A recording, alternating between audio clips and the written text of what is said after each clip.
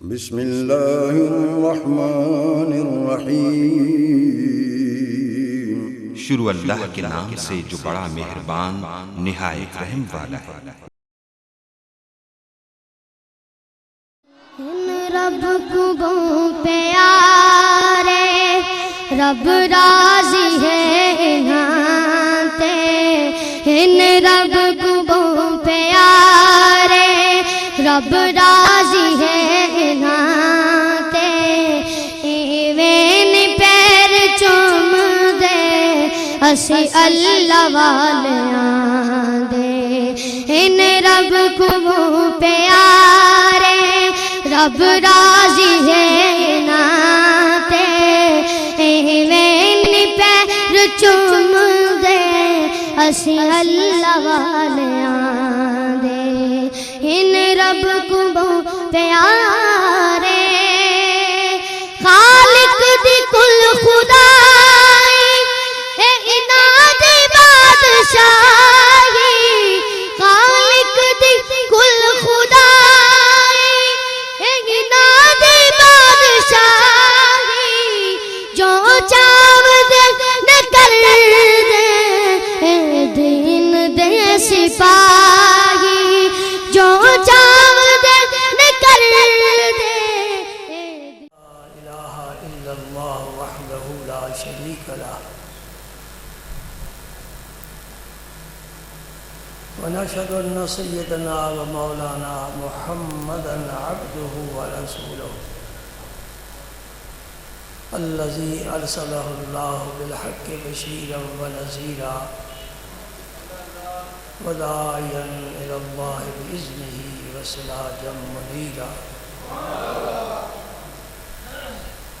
اشهد انه صلى الله تعالى عليه وسلم بلغ الرسالة ونصح الأمة وكشف الغمة وجلى الظلمة وجاهد في سبيل الله وعبد ربه حتى أتاه اليقين اللهم صل على سيدنا محمد وعلى آل سيدنا محمد وبارك وسلم أما بعد فأعوذ بالله من الشيطان الرجيم بسم الله الرحمن الرحيم إن الله وملائكته يصلون على النبي يا أيها الذين آمنوا صلوا عليه وسلموا تسليما اللهم صل وسلم على رسولك الكريم وآله الطاهرين رب اغفر وارحم وأنت خير الراحمين اللهم صل وسلم على رسولك الكريم وآله الطاهرين ربیوں پہلے اللہ کے رسول صلی اللہ علیہ وآلہ وسلم نے ایک خطبہ ارشاد فرمایا تھا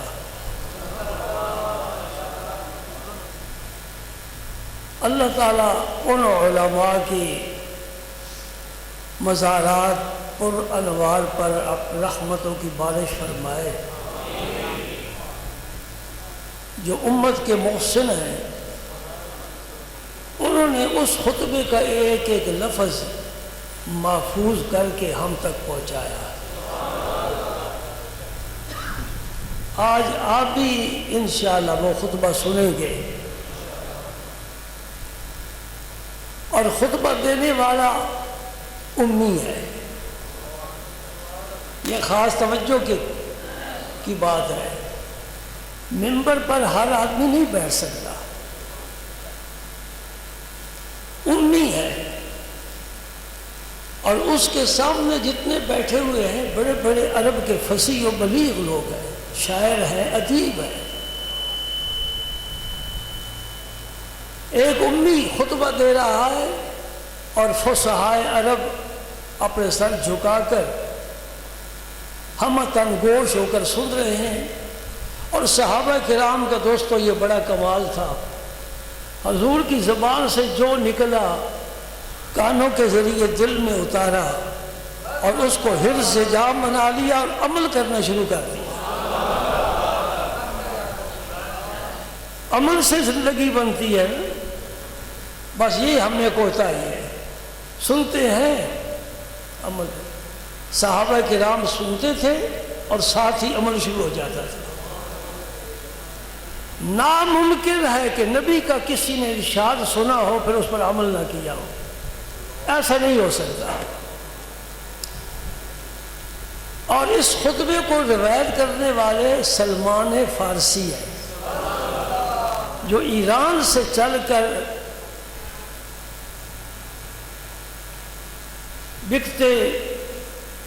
بکھاتے چلے گئے، اور ان کی عمر 200 سال سے زیادہ ہوئی ہے۔ انہوں نے ساری عمر ہی حضور کی تلاش میں گزاری، اور ان کی زبان تو فارسی تھی نا، بیٹھتے تھے اہل عرب میں، حضور کی گفتگو کیسے سن لیتے تھے، سمجھ جاتے تھے۔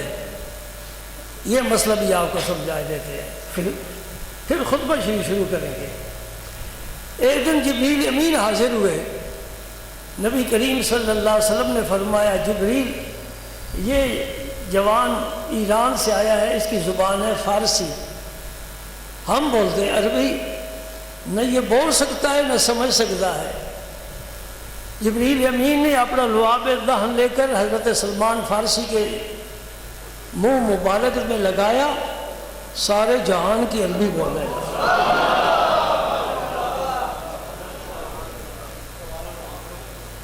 صحیح روایت سے ثابت ہے۔ اب اگر کوئی یہ سوال کرے کہ یہ جبریل کا کمال ہے، میں نے کہا نہ بھائی نہ، ایسا نہیں، یہ نبی پاک کی مجلس میں بیٹھنے والے ایک خادم کا کام ہے۔ سمجھ گئے؟ یہ ہماری عقیدت ہے، ہم محبت کا رنگ بھرتے ہیں، جو بات بھی ہمیں دے دو ہم اس پر محبت کا رنگ چڑھا دیں گے، اور اس کی دلیل قرآن پاک میں موجود ہے، اور آپ سب کو معلوم ہے۔ میں ابھی قرآن کھولتا ہوں، آپ کو سارا واقعہ یاد آ جائے گا۔ حضور نے خود کیوں نہیں ایسا کام کیا؟ سوال کرنے والا طالب علم یہ سوال کرنے میں حق بجانب ہے کہ جبریل کو کیوں فرمایا، حضور خود کیوں نہیں فرما رہے؟ آج جا قرآن پاک کھولے، حضرت سلیمان علیہ السلام کے دربار میں پہنچ جا، وہ منگوانا چاہتے ہیں بلقیس کا تخت، خود کیوں نہیں لاتے، لوگوں کو کیوں کہتے ہیں؟ ایکم یاتینی بعرشہا قبل ان یاتونی مسلمین، تم میں سے کون ہے؟ یعنی دنیا کو بتا رہے ہیں میری مجلس میں بیٹھنے والا ہر ایک تخت لا سکتا ہے، اور جب میری مجلس والوں کی یہ شان ہے تو سلمان کی کیا شان ہے؟ یعنی یہ چھوٹے چھوٹے کام نیچے والے لوگوں سے کرائے جاتے ہیں۔ خیر، سلمان فارسی فرماتے خطبنا رسول اللہ صلی اللہ علیہ وسلم من آخر یوم من شعبان، آج کا ہی دن تھا، شعبان ختم ہو رہا تھا، آخری دن تھا، حضور نے خطبہ فرمایا، اور ہو سکتا ہے آج رات چاند نظر آ جائے اور یہ دن شعبان کا آخری بن جائے، تو پھر ہمارا یہ عمل حضور کے عمل کے ماتحت ہو گیا۔ وہی خطبہ ہم بھی پیش کریں گے۔ اب قبول کرنے والا تو عرش والا ہے، اور وہ کریم ہے، رد نہیں فرماتا۔ ہم پورے اخلاص سے بات کر رہے ہیں، سبحان اللہ۔ حضور کا خطبہ صحابہ نے سنا، حضور نے دیا، وہ خطبہ صدیوں بعد آج میں دے رہا ہوں، آپ سن رہے ہیں۔ یعنی آپ کو صحابہ کے سننے والی فضیلت، اور مجھے نبی پاک کی طرح اس خطبے کو بیان کرنے کی، سنت پر عمل کرنے کا ثواب۔ اب اس کے بعد اللہ تعالیٰ کی قبولیت کے سپرد ہے، اور وہ کہہ چکے وہ کریم ہے، وہ بندوں کو رد نہیں فرماتا۔ کیا خطبہ ارشاد فرمایا؟ یا ایھا الناس، اے لوگو، یہ انداز خطاب تھا حضور کا۔ یا ایھا الناس قد اظلکم شہر عظیم شہر مبارک، تم پر ایک عظمت والا مہینہ سایہ فگن ہو رہا ہے، اور میں تمہیں بتا رہا ہوں وہ مہینہ بڑا برکت والا ہے۔ یہ ان رازوں سے پردے اللہ کا رسول ہی اٹھا سکتا ہے۔ یہ کتابیں پڑھنے سے کوئی یہ مسائل نہیں سمجھ سکتا جب تک اللہ کا نبی نہ سمجھائے۔ سارا علم ان کے پاس ہے، پوری کائنات میں جتنا علم پھیلا ہوا ہے اس کا سرچشمہ میرے مصطفیٰ کے دہن مبارک ہے۔ جنبش لب ہوتی ہے اور پھر پھول گرنے شروع ہو جاتے ہیں، علم کے بھی عرفان کے بھی۔ فرماتے شہر العظیم، مہینہ ہے عظیم۔ عظیم کا لفظ سمجھنے کے لیے نا آپ رکوع میں کہتے ہیں نا سبحان ربی العظیم، یہ اللہ کی شان کے لائق عظمت ہے۔ اور اللہ پاک نے حضور کے خلق کو فرمایا وَإِنَّكَ لَعَلَىٰ خُلُقٍ عَظِيمٍ، وہ حضور کی شان کے مطابق عظیم ہے۔ اور یہ مہینہ اپنی رات دن کے اعتبار سے عظیم ہے۔ اس کا ذکر آپ سنیں گے تو آپ کو عظمت کا سارا اندازہ ہو جائے گا۔ فرمایا یہ مبارک مہینہ ہے، مبارک برکت والا۔ عیسیٰ علیہ السلام نے فرمایا تھا وَجَعَلَنِي مُبَارَكًا أَيْنَمَا كُنتُ، میں جہاں بھی ہوں میرے رب نے مجھے مبارک بنایا ہے۔ اے مادر ذات اندھا آ گیا نا، پیدائشی اندھا، عیسیٰ علیہ السلام نے آنکھ پر یوں ہاتھ پھیرا، بینائی آ گیا۔ کوڑی کا مریض آ گیا جس کا کوئی علاج آج دن تک دریافت نہیں ہو سکا، عیسیٰ علیہ السلام نے ہاتھ پھیرا، ختم۔ برکت ہے نا، اور اس کے علاوہ بڑی برکت ہے۔ جب نبی پاک صلی اللہ علیہ وسلم کی ولادت با سعادت ہوئی تو حضرت حلیمہ بھی ان دائیوں کے ساتھ مل کر مکہ مکرمہ میں آئی۔ لمبا طویل واقعہ ہے، آپ لوگ علماء سے سنتے رہتے ہیں، میں صرف برکت والی بات سناتا ہوں۔ یتیم سمجھ کر کسی دائی نے بھی حضور کو قبول نہیں کیا، نہیں یہ لفظ بھی میں نے کوئی اچھے نہیں کہ میں واپس لیتا ہوں۔ حضور نے کسی دائی کو پسند نہیں فرمایا۔ اب بات ٹھیک ہو گئی، اب بات ٹھیک ہو گئی۔ دائیاں تو آئی ہیں کہ ارے یہ تیرا کام ہے جسے منتخب کر لے، اگر مکے کے سرداروں کو رد کر دے اور حبشے کے غلام کو پسند کر لے تیری شان ہے۔ جسے چاہا در پہ بلا لیا، جسے چاہا اپنا بنا لیا۔ یہ بڑے کرم کے ہیں فیصلے، یہ بڑے نصیب کی بات ہے۔ وہ کرن والا آیا نہیں، اس کو وہاں فیضیاب کر دیا۔ آج زمانہ ویسے کرنی کا نام پر قربان ہوتا ہے۔ اونٹ چرانے والے کو کیا عزت دے دی، کہا اے علی اے عمر وہ تمہارے پاس آئے گے حج کے لیے، ان سے اپنی مغفرت کی دعا کرانا۔ شان تو ان کی زیادہ ہے، مغفرت کی دعا ان سے کرائی جا رہی ہے۔ معلوم ہوا کوئی نبی نے خاص نور اس کے سپرد کیا ہے۔ سمجھتے رہے نا، سبحان اللہ۔ حلیمہ نے خدمت کے لیے اپنے آپ کو پیش کیا۔ فرماتی جب میں نے حضور کو اٹھانے لگی تو حضور مسکرائے، کیونکہ پہلے چھوڑ کر چلی گئی تھی، ولادت کا ذکر مقصود نہیں ہے۔ حضور کو لے گئی اور جس اونٹنی پر آئی تھی وہ اونٹنی کئی دنوں کے بعد تھوڑا سا دودھ دیتی تھی، اور جس گدھی پر سوار ہو کر آئی تھی وہ بیچاری سارے قافلے سے پیچھے پیچھے آئی تھی، سب کی گرد و غبار میں آئی تھی۔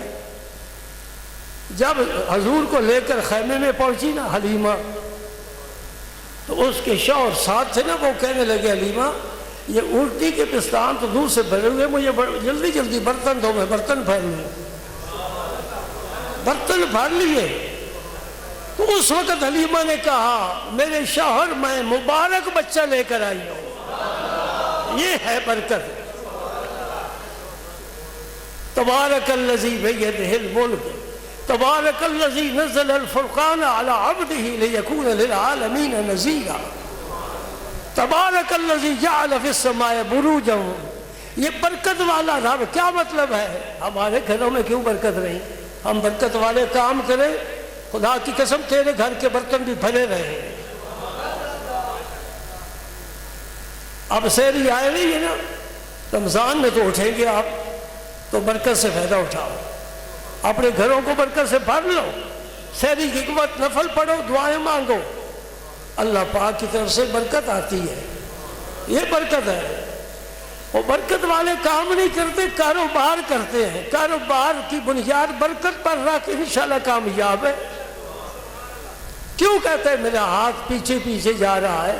ایسا نہیں ہو سکتا۔ برکت والا مہینہ کیسی برکت ہے؟ فرمایا اس مہینے میں ایک رات ہے جو 1000 راتوں سے بھی افضل ہے، وہ لیلۃ القدر ہے۔ کتنی فضیلت ہے وہ اسی مہینے میں۔ اور بھی آپ کی توجہ دلا دوں، ان عدت الشہور عند اللہ 12 شہرا، اللہ فرماتے مہینے 12 ہیں، کسی مہینے کا قرآن میں ذکر نہیں، نہ محرم کا، نہ صفر کا، نہ ربیع الاول کا، ربیع الثانی کا۔ مہینے کس کا نام ہے؟ شہر رمضان الذی انزل فیہ القرآن۔ رمضان کا نام صرف قرآن میں آتا ہے، 11 مہینوں کا نام نہیں آتا۔ برکت والا ہے نا۔ اور حضور کے صحابہ میں سے 7 لاکھ صحابی ہیں، کسی صحابی کا قرآن میں نام نہیں ہے، صرف حضرت زید کا نام ہے جنہیں حضور نے اپنا بیٹا بنایا تھا۔ بعد میں رب نے منع فرما دی، ادعوہم لآبائہم، بیٹے کو باپ کا نام لے کر پکارو، زید بن محمد نہ کہو، ما کان محمد ابا احد من رجالکم، یہ تو کسی مرد کے باپ ہی نہیں، آپ کے صاحبزادے 4 ہوئے، بچپن میں فوت ہو گئے، کسی مرد کے باپ نہیں ہے، ویسے ساری امت کے باپ ہیں، اور حضور کے ازواج ساری امت کی مائیں ہیں، حضور ساری امت کے باپ ہیں، لیکن کسی کو یہ جرت نہیں کہ حضور کو ابا کر کے پکارے، اس طرح کسی کو یہ بھی جرت نہیں ہونی چاہیے کہ عائشہ صدیقہ کو اماں کہہ کر پکارے۔ میں یہ مسئلہ بارہا کہہ چکا ہوں، اور میں مولوی کی آنکھوں میں آنکھیں ڈال کر بات کرنا چاہتا ہوں۔ کیوں کہتے ہو اماں عائشہ؟ عائشہ کا کوئی بیٹا بیٹی نہیں ہوا، نہیں تو پھر انہیں ماں کیوں کہتے ہو؟ کہو ام المومنین، جو رب نے خطاب دیا ہے، ام المومنین کہو۔ بات سمجھ رہے ہو؟ آگے بھی پہنچایا کرو۔ میں بڑے عرصے سے یہ بات کہہ رہا ہوں، اور مولویوں کی تقریریں بھی سنتا ہوں، وہ اماں عائشہ کہتے ہیں۔ تو کہاں پہنچ گیا؟ تیری ہے کوئی جان؟ اس عائشہ صدیقہ کی شان میں رب قرآن کی آیتیں نازل فرما رہا ہے، تجھے تو اپنے خاتمے کا بھی پتہ نہیں ہے۔ جتنے بیٹھے معاشرہ، حاجی، نمازی، حافظ قرآن، کوئی کہہ سکتا ہے میرا خاتمہ یقیناً ایمان پر ہوگا؟ کوئی آدمی اپنے بارے میں نہیں کہہ سکتا۔ تو پھر عائشہ صدیقہ کی اس شان کو چیلنج نہیں کرنا چاہیے۔ جب بھی کہو ام المومنین عائشہ صدیقہ، وہ تمام ماں ایمان والوں کی ماں ہے۔ میں سینے کے زور سے بات نہیں کرتا، میں ادب سے بات کرتا ہوں۔ جو ادب کہتا ہے نا، اجازت دیتا ہے، وہ بات کرتے ہیں۔ ہم کہاں، وہ کہاں؟ ارے جن کے گھر میں جبریل بغیر اجازت نہیں جا سکتے، اسرائیل نہیں جا سکتے، وہ ہے ام المومنین عائشہ صدیقہ۔ تو نے گھر کی ماں بنا دیا اس کو، تیری ماں نہیں ہے، وہ ام المومنین ہے۔ اپنے اپنے القاب ہوتے ہیں نا۔ میں ایک مثال دیتا ہوں، ہمارے ایک ساتھی ہیں، ان کا نام ہے، ان کا نام خیر آپ کو نہیں معلوم، شاہ فہد سنا ہوئے آپ نے؟ ایک بادشاہ گزرا ہے آل سعود کا، شاہ فہد۔ فہد کا کیا معنی ہوتا ہے؟ کسی کو نہیں معلوم، یہ عربی کا لفظ ہے، چیتے کو کہتے ہیں فہد۔ اگر فہد کی جگہ ہم چیتے کا لفظ رکھیں، میں نہ ٹھیک نہیں؟ شاہ چیتا ٹھیک ہے نا میں نہ، لیکن کوئی بھی اسے قبول نہیں کرے گا۔ ایک ماسٹر صاحب تھے بڑے خوش ذوق، وہ ایک نام لکھنے لگے، نام کیا تھا؟ بہار شاہ، انہوں نے لکھ دیا سمر شاہ۔ لفظوں کو اپنی حیثیت کے ساتھ رکھو تو اس کا بڑا معنی ہے، جب لفظ کو معنی بدل جائے اس کی حیثیت ختم ہو جاتی ہے۔ یہ بات میں کہہ رہا ہوں۔ نبی پاک صلی اللہ علیہ وسلم نے فرمایا، جعل اللہ صیامہ فریضۃ وقیام لیلی تطوعا، اللہ تعالیٰ نے اس کے دن کے روزے فرض فرمائے ہیں۔ یا ایھا الذین آمنوا کتب علیکم الصیام کما کتب علی الذین من قبلکم لعلکم تتقون۔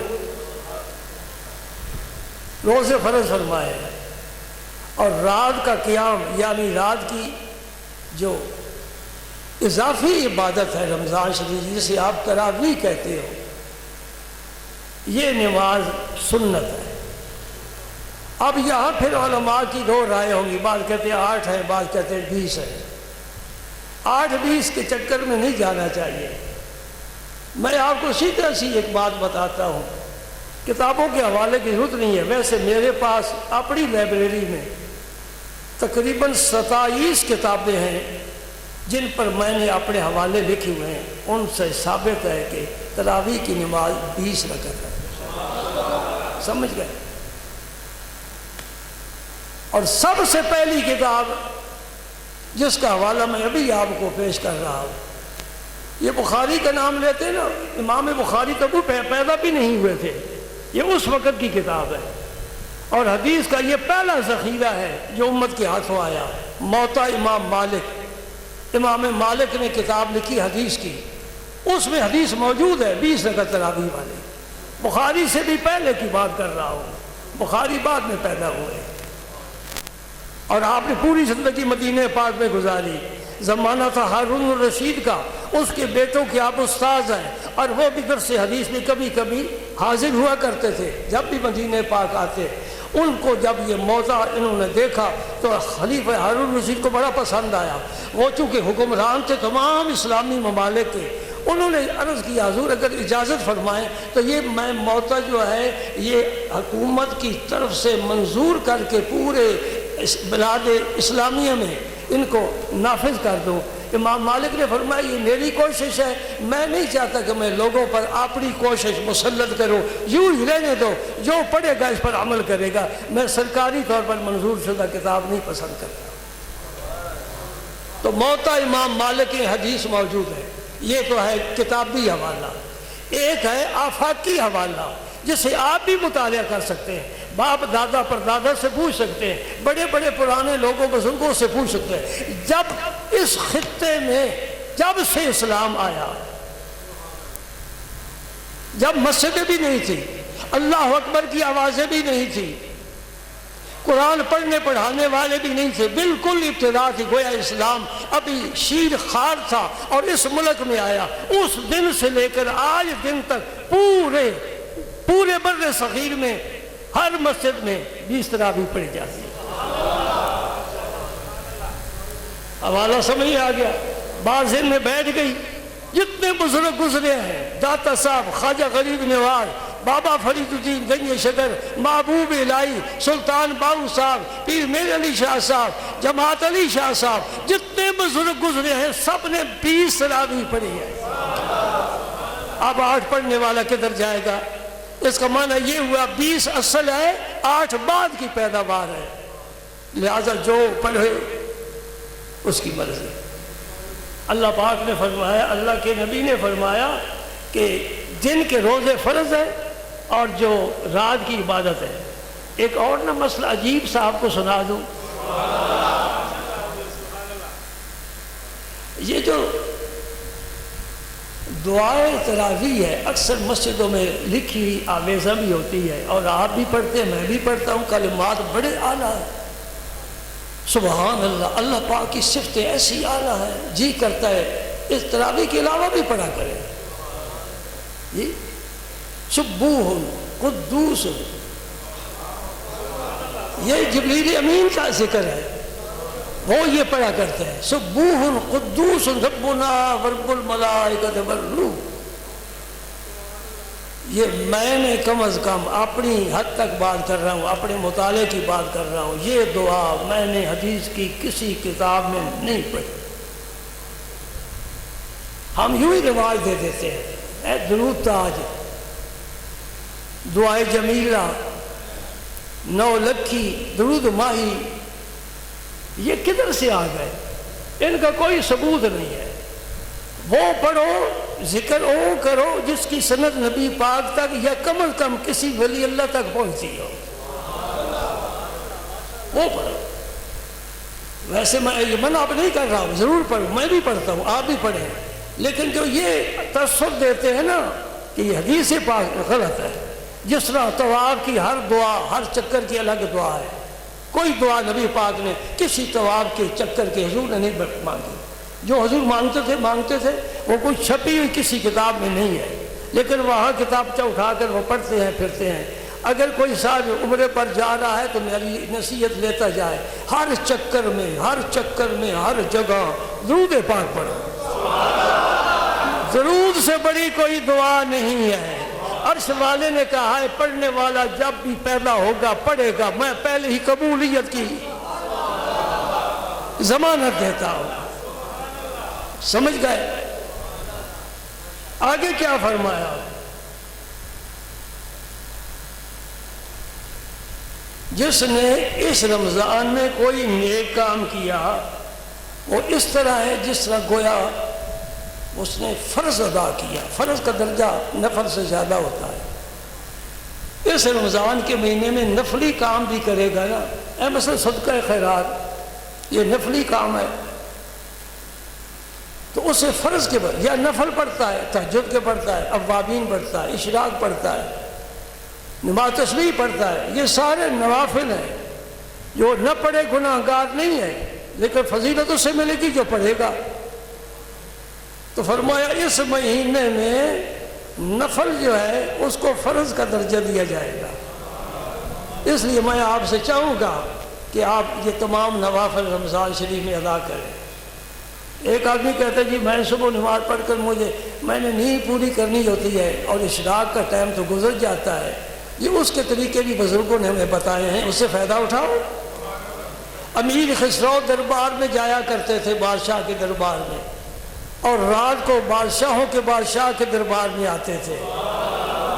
سمجھ رہے ہیں؟ وہ دنیا کا بادشاہ ہے، وہ بدلتے رہے، یہ بے تاج بادشاہ آج بھی بیٹھا ہے، سمجھا کر دیکھ لو۔ اور ان کو تو مٹی کھا گئی، اور ان کے مزار پر خدا کی قسم ان آنکھوں نے دیکھا ہے ایک سکھ نے آ کر پھول چڑھائے اور طواف کیا اور قدموں پر سر رکھ کر بیٹھ گیا۔ غیر بھی عقیدت رکھتے ہیں۔ آپ نے حضرت امیر خسرو کو اجازت فرمائی تھی کہ جب دربار میں جانے لگے تو اشراق کے نفل پڑھو اور ساتھ ہی چاشت کے بھی پڑھ لو، چونکہ دربار میں تجھے ٹائم نہیں ملے گا۔ یہ بزرگوں نے ہمیں رخصت دے دی ہے۔ آپ 9 بجے بیدار ہوتے ہیں، 10 بجے بیدار ہوتے ہیں، اس وقت اشراق کے نفل 2 پڑھ لیں، 2 چاشت کے پڑھ لیں، اللہ حوالے۔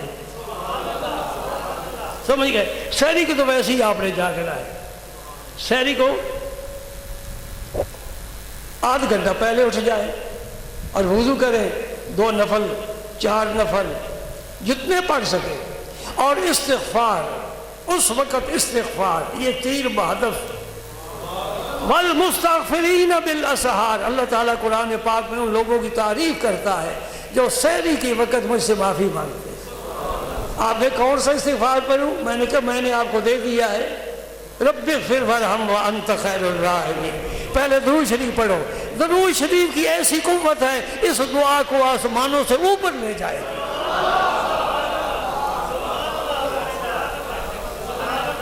سبحان الہ، قرآن پاک کی آیت پیش کر رہا ہوں، الہ یصعد الکلم الطیب والعمل الصالح یرفع۔ اللہ کی طرف یہ کلمات طیبات اٹھتے چلے جاتے، بلند ہوتے جاتے۔ ہماری زبان سے صرف سبحان اللہ نکلا، فرشتے نے اسے اٹھایا اور عرش سے تک کو پہنچا دیا۔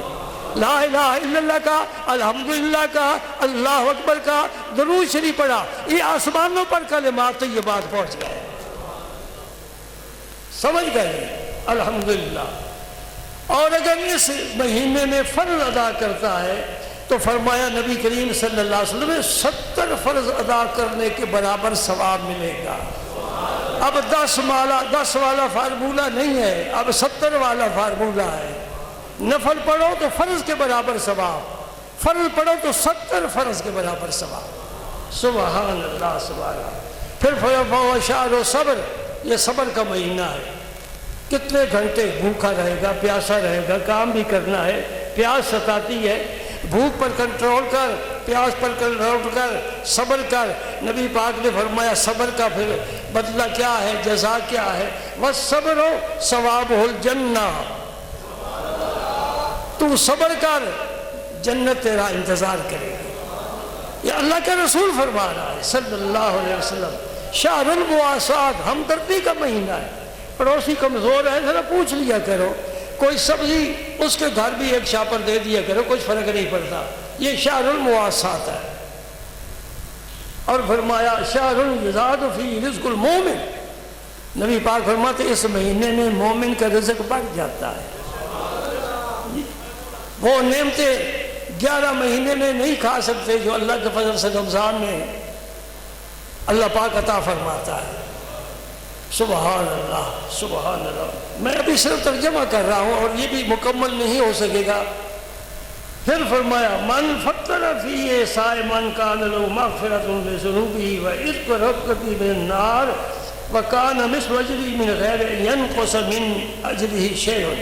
فرمایا جو کسی کا روزہ افطار کرائے اسے 3 طرح کا اس کا اجر اور ثواب ملے گا۔ پہلا ثواب تو یہ ہے اس بندے کی مغفرت ہو جائے گی، اللہ تعالیٰ اس کے گناہ معاف فرما دے گا۔ تو نے میرے ایک بندے مومن کیا روزہ افطار کرایا ہے اور تیری گردن دوزخ کے عذاب سے آزاد ہو گئی، دوزخ سے بچ گیا، مغفرت بھی ہو گئی، دوزخ سے بھی بچ گیا۔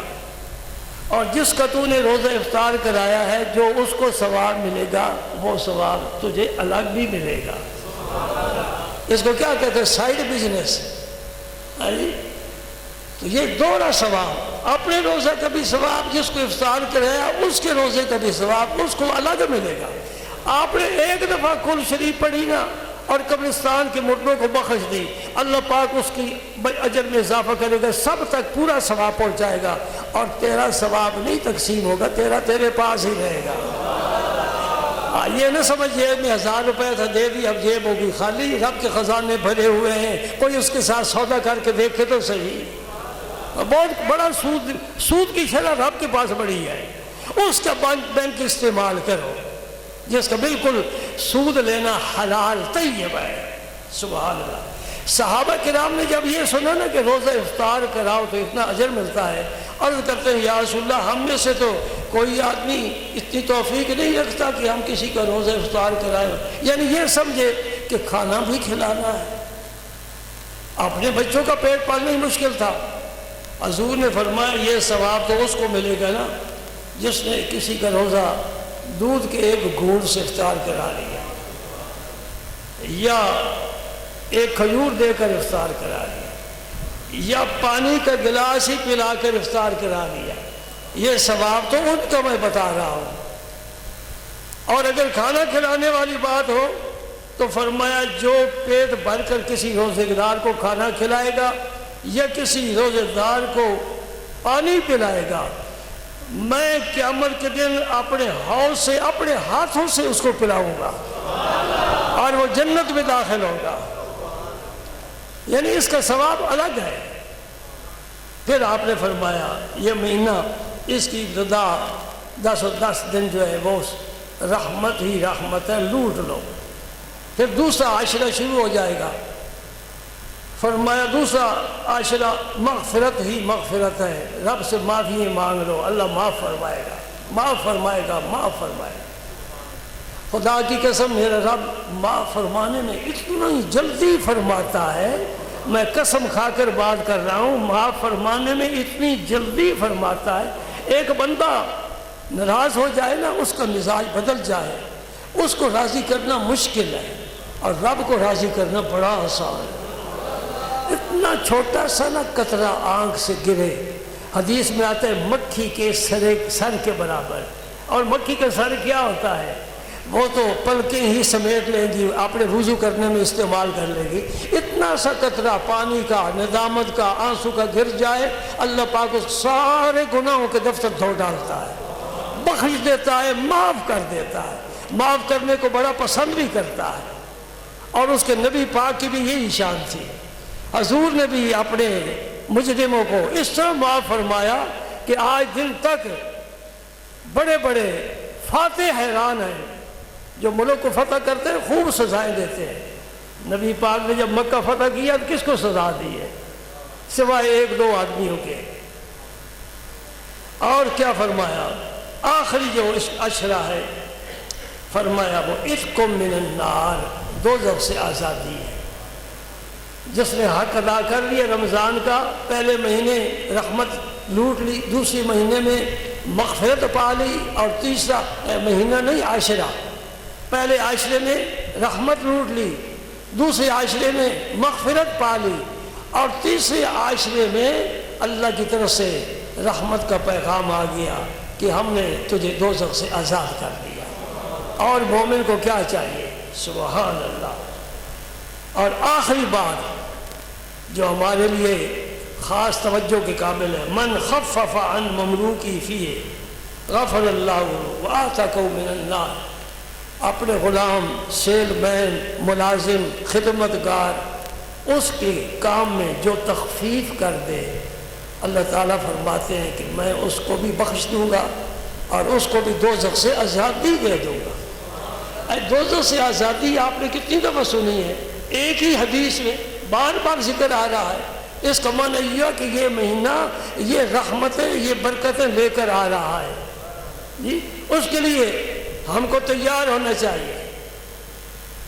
اور جو ہمارے خدمتگار ہیں جن سے کام لیتے ہیں، اہل عرب کی یہ بہت اچھی عادت ہے، وہ صبح سے لے کر زور تک صرف کام کرتے ہیں، اس کے بعد ریسٹ کرتے ہیں، اور غلاموں کو بھی اجازت دیتے ہیں آرام کرو۔ یہ بہت اچھی بات ہے، لیکن ہمارا ایک اپنا معاشرہ ہے، ہم نے اپنے کام کو اپنی ترتیب کے ساتھ رکھا ہوا ہے۔ ہم جاتی 10، 11، 12 بجے دکانوں پر ہے، ہمارا یہ طریقہ ہے۔ جو بھی ہو، بندہ جس حال میں ہو، جس کام میں ہو، اپنے رب کے ساتھ اس کا تعلق قائم رہنا چاہیے۔ وآخر دعوانا ان الحمد